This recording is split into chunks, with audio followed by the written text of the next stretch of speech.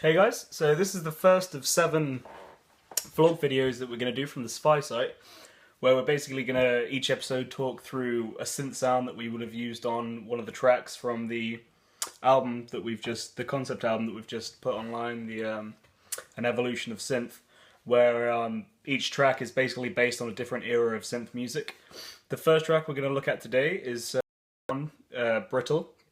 And the synth sound that we're going to look at is basically the tempo-locked rhythmic bass synth. So the synth we're going to be creating it on is this MS-20 Mini from Korg. So the sound we've got on it at the moment is just a very basic kind of triangle wave. Oh, sorry, one of them's on square. I can pop that triangle. So it's just very basic kind of bass sound.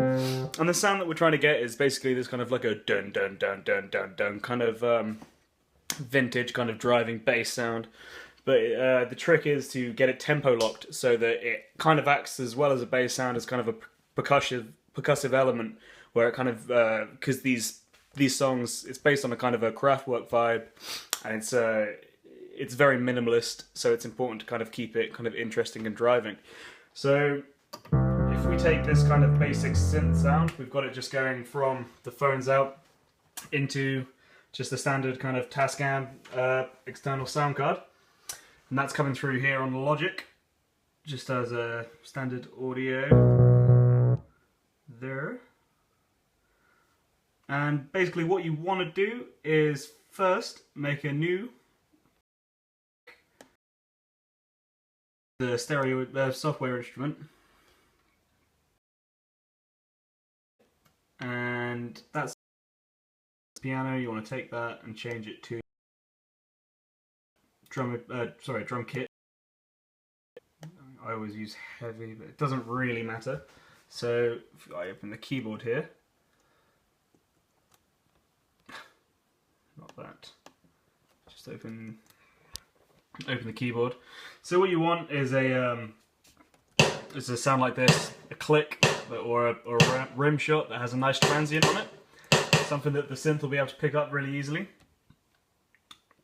And you can always also do this by using kind of a metronome from your phone or anything. The same kind of thing works, but when you're using kind of digital track building on like a digital on just like any kind of like Logic or anything like that, like you want to have it kind of in time with your tracks and stuff, this is a good way to do it. So if I make a loop of basically just a bar and just record just like that, I will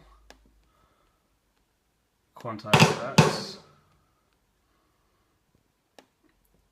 I'm going to quantize that. So it'll just be, move that one in line a bit.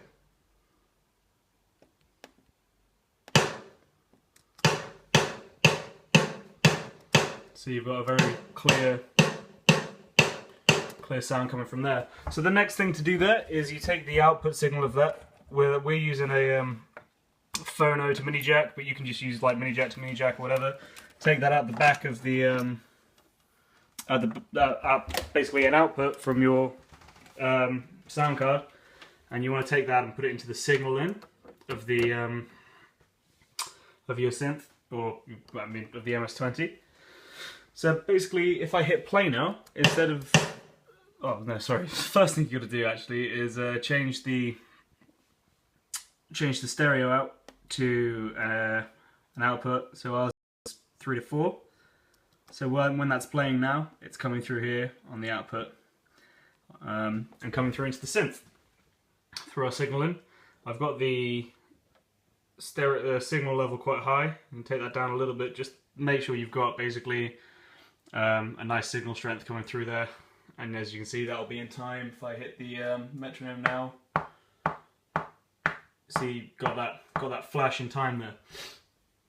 So next thing you want to do is take one of these kind of patch leads, patch cables that come with the MS-20, and you want to take that from trigger out and put that into trigger in, just there. So that will be taking the signal and basically putting it as the trigger for the synth, as opposed to the keyboard. The keyboard will still trigger the pitch element, but now if I select the track on here, and basically arm it, you've basically got the signal now playing through there. If I stop, it'll stop. It's triggering the synth basically with that transient. So what you can do from there is obviously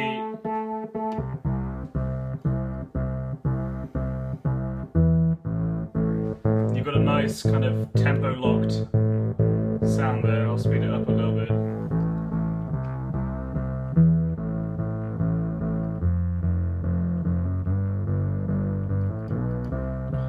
So, and the cool thing you can do with this from here is basically you can use it as a building element, and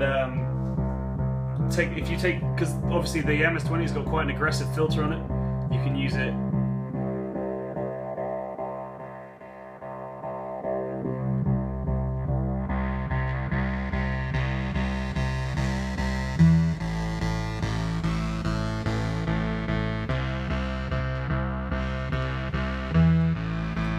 adds a nice amount of movement to it. You can have a nice play around with that kind of thing.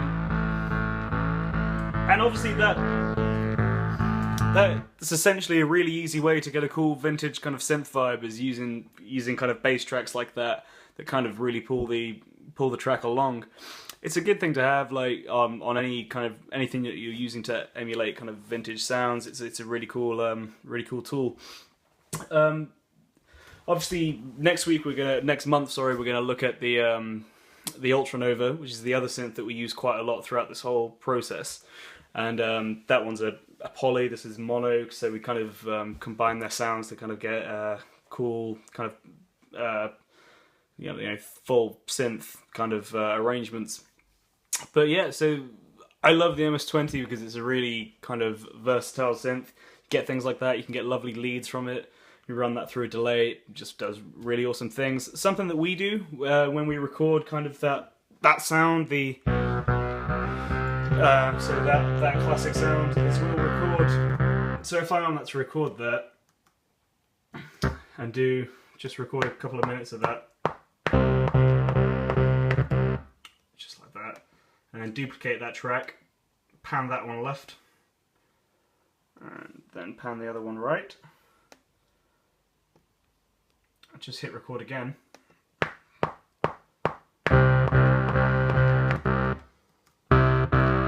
get this really cool kind of like double tracking effect with it.